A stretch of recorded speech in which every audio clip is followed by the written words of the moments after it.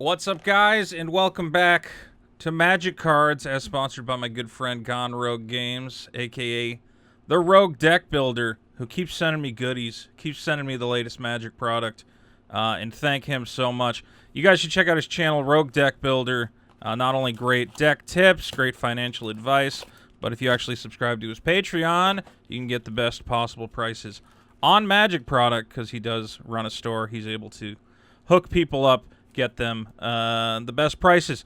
Oh, look at this. Why are there only, what do you call it, 9 packs here? There's supposed to be 12 packs. Well, I'm an idiot, and I'm really not happy about this. But I actually started cracking packs, and then for some reason my camera wasn't recording. Luckily, I managed to stop myself. I am only 2.5 packs deep. But let me show you what I got so far that I'm excited about. Now, this is the Dungeons & Dragons set, which means there are a bunch of cards that have these alternate art treatments. These are the collector's boosters, which are more expensive. I think a box of these is $200, but because of the price, you get these awesome alternate art cards. So I'm very happy to get this foil Evolving Wilds, even though it is a common. It's a common that I play in a lot of my decks, and I think that looks cool. You guys might know this is kind of the trying to replicate the look of the old D&D modules, so this would be the cover of the book. Also happy to get Hive of the Eye Tyrant, kind of like a swamp, but it has the ability to attack, and it seems super useful. Man lands are cool, lands that can become creatures. I'll make a stack of awesome cards there. This was my Froghemoth hit, and I'm trying to not have glare on my cards, which is for some reason hard. Froghemoth, kind of cool. I'm happy about the Orb of Dragonkind, honestly. I think I got 2 of them. I'm trying to build a dragon deck, and this card is great for dragons. There's actually a lot of cool dragons in this set, so hopefully we hit some more of those. Sphere of Annihilation, cool. Face Deed, another Orb of Dragonkind, not extended art, but still cool. Dancing Sword, Vengeful Ancestor, Vorpal Sword, and then I'm burying the lead. We did hit the best card in the set, which is Tiamat. Extended art, not extended art foil, which would have been even more saucy. But that is pretty good. That is a pretty good card to hit. And I guess I'm trying to build a dragon deck, a 5-color dragon deck. I can't imagine Tiamat's not going to be my general, because I don't have Scion of the Ur-Dragon, which is the other famous 5-color dragon. So hey, I'm happy to get a Tiamat. That's pretty rad. Why am I opening this? Like I said, I'm halfway through a pack. I had just gotten the rares when I realized I'm an idiot. So True Polymorph, it's a good ability, but it seems way too expensive. Oh, I should also mention that in this set, let me see, there are these guys that look like they came out of the D&D monster manuals. Those are pretty cool. So far, we've only hit commons and uncommons of those, but there are rare versions of them that would be cool to hit. We'll see. We have a Grim Hireling. Do I know this card? Whenever one or more creatures you control deal damage, create 2 treasure tokens. That's pretty solid. It's a solid guy. Oh, hey, we got another mythic here. Ding, ding, ding. There's a guy who, when he does these, he hits a bell every time he gets something cool. I don't have a bell. But I guess I add sound effects. That's what I do. Okay.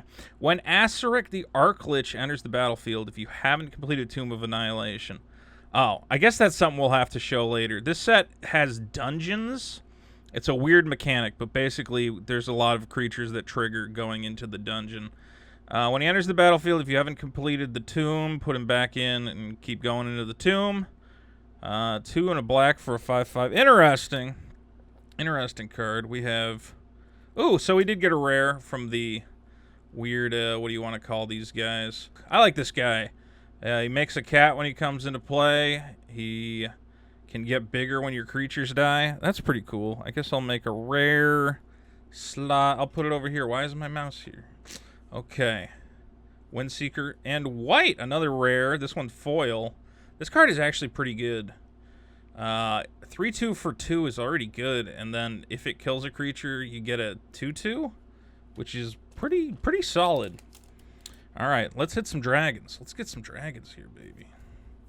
So you're always gonna get a bunch of commons, uncommons. Oh, baby. Okay, foil Lolth Spider Queen. That's nice. Another mythic, Planeswalker. Yeah, I got no problem with that. That goes in my mythic pile. Winged Boots. Werewolf. This card seems pretty solid as well. Just a solid wolf guy. I'll try to get these closer to the camera. Pixie Guide. Another evolving... I mean, I'm happy to get as many of these as I can. Again, like I said, I just like Evolving Wilds as a card. Gelatinous Cube, another rare in that slot. Pretty good as a black creature that technically kills a creature. If they kill the cube, they get their creature back, but you can also pay to dissolve their creature inside the cube. What does... Oh, is that uncommon? That it has a blue symbol? That's a little weird. Another rare in that... Oh, this is our big guy. Okay, whenever Zalto, the Fire Duke, is dealt damage, venture into the dungeon. I don't know if those dungeon cards are going to see a lot of play. We'll see. Here is a dungeon. So when it says venture into the dungeon, you start in the first room. So if you played a card that said venture, you could go into... There's 3 different dungeons. This is the one that does a lot of damage, or makes your opponent lose life. So first you go into this room. Then if you ventured a second time, you can choose either to go into this room where a lot of bad things happen to you, or you go into this room where a lot of bad things happen to both you and your opponent.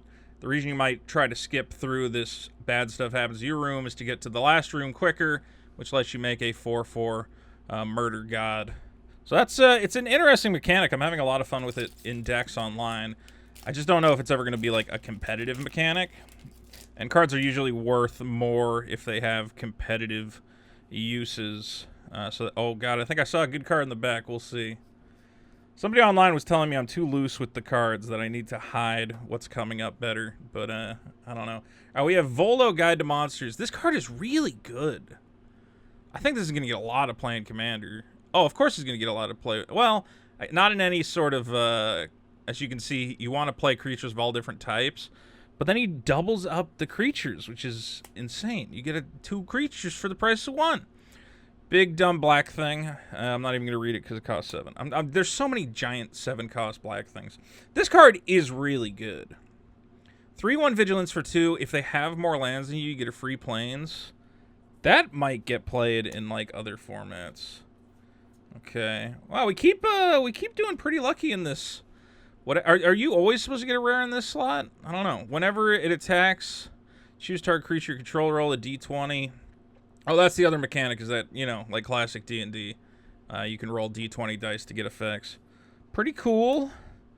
Unicorn, is that? Ooh! Oh, baby, like I said, I want to get dragons, and a foil extended art dragon is just great. So this guy has Ward 4. Ward 4 means it spells you got to pay more if you want to target him, and whenever he deals damage to a player, draw a card, which is always good. If you were basically every time you hit him, you at least draw 1 card. You can draw up to 3 cards, depending.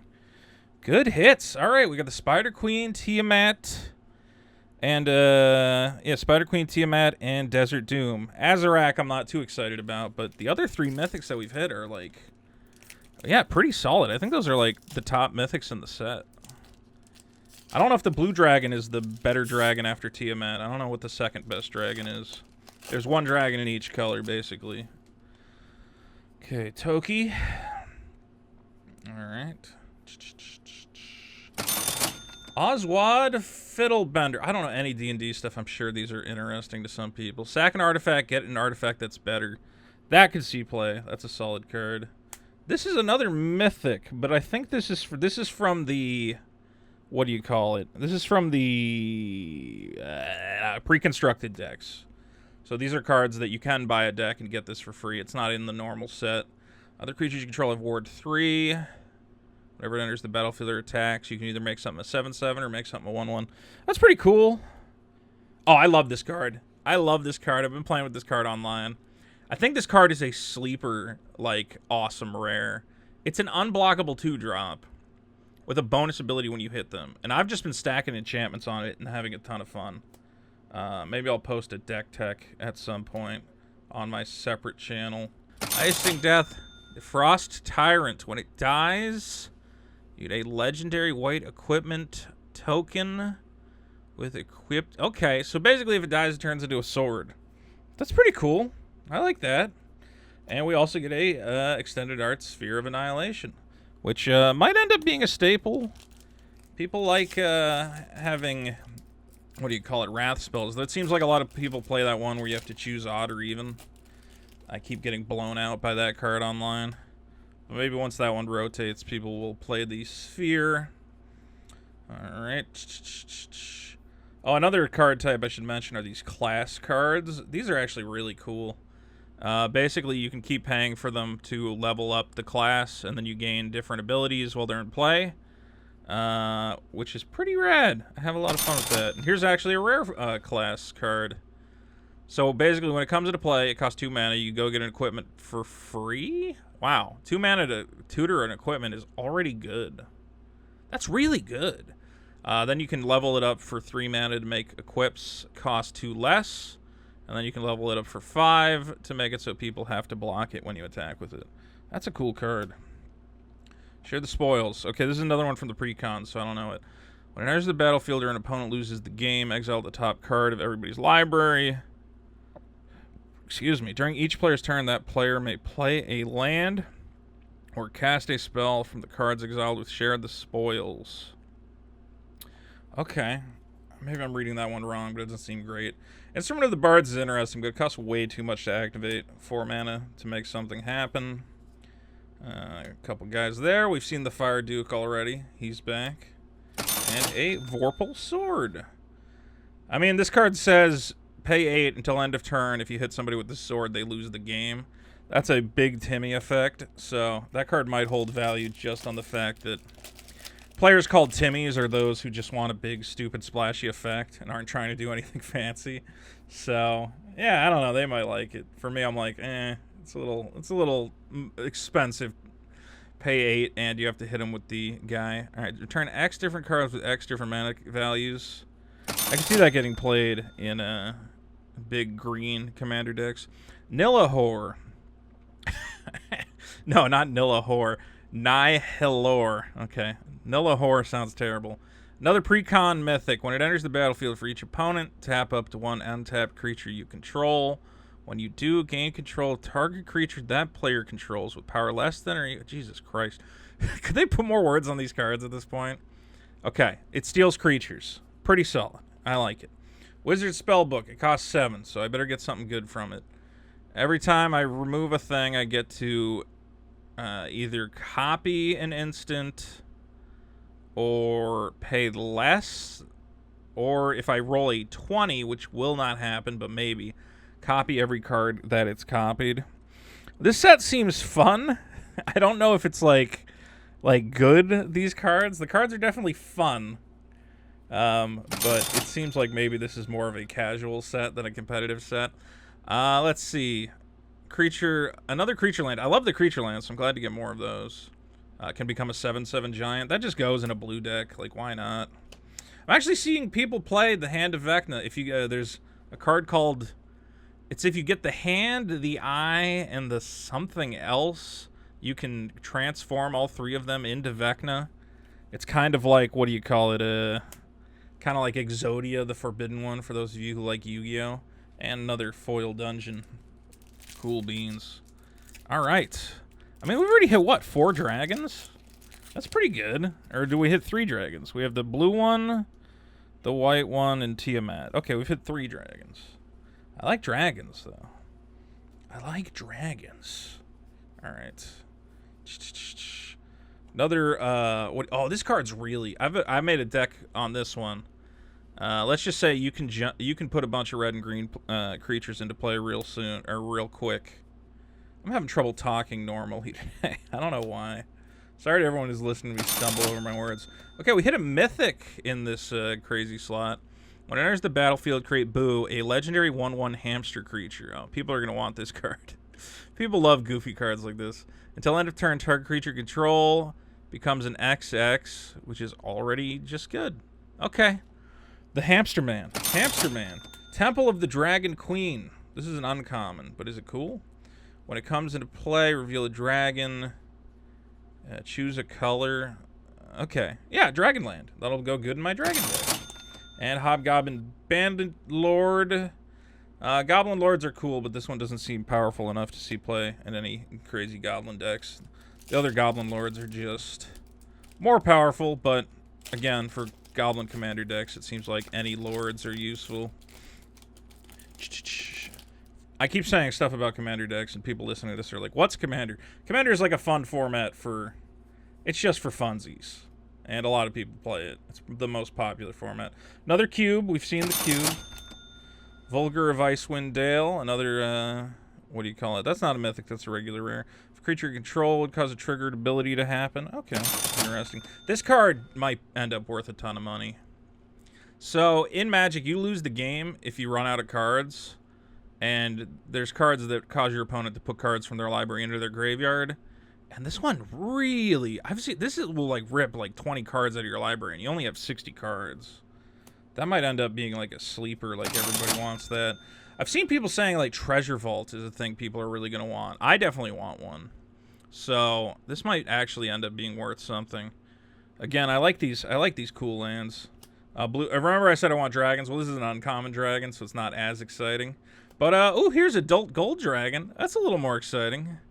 Flying Lifelink Haste. Not a mythic, but it is a dragon. I could put that in my dragon deck. I got no problem with that. I got no problem with more dragons for the dragon deck. Let's see. We got two more. We got two more packs. Okay.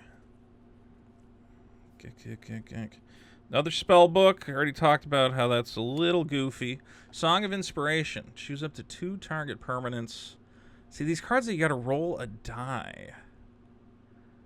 And, yeah, I mean, I know you could gain a ton of life, but you also might just whiff.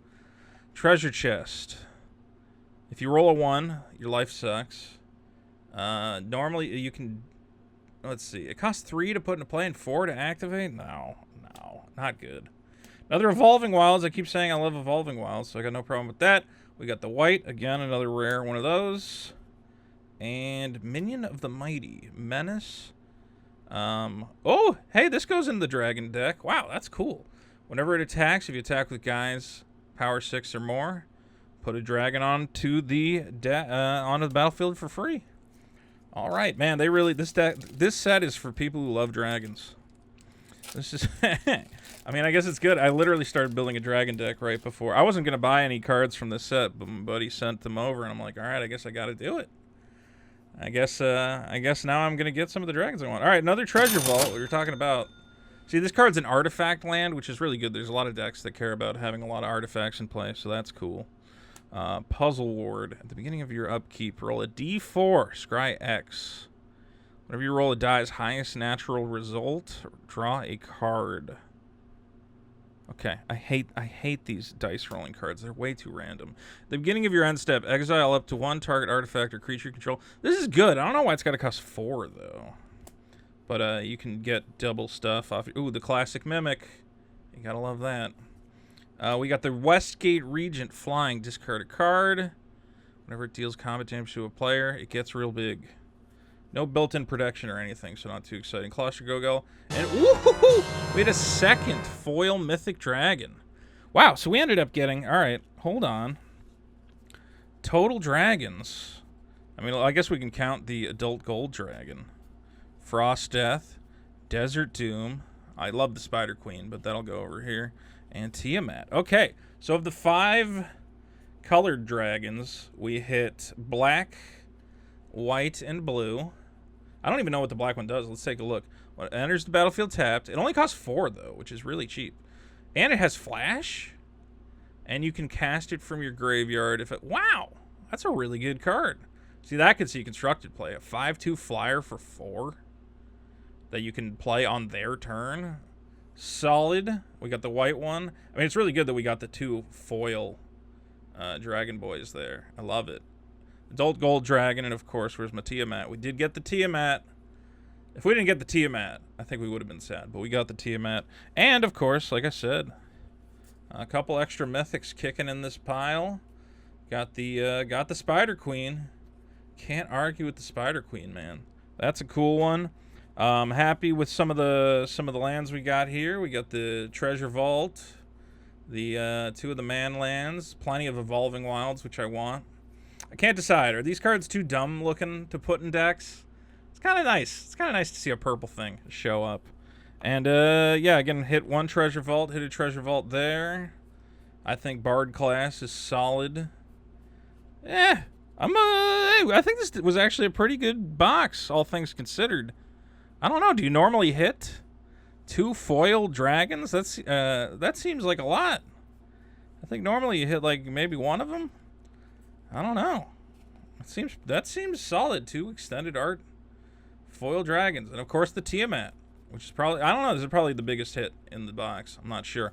Okay, once again, got to thank my buddy Gone Rogue Games, the Rogue Deck Builder. I want you to head over there and subscribe if you care about Magic cards at all.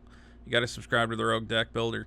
Check out his channel. Check out his Patreon if you want to get cheap Magic cards. And thank you again, Rogue Deck Builder, for hooking me up. I really appreciate it. All right, Magic cards. Always fun. Now I get to obsessively sort these because I have OCD. Thanks, guys. Have fun.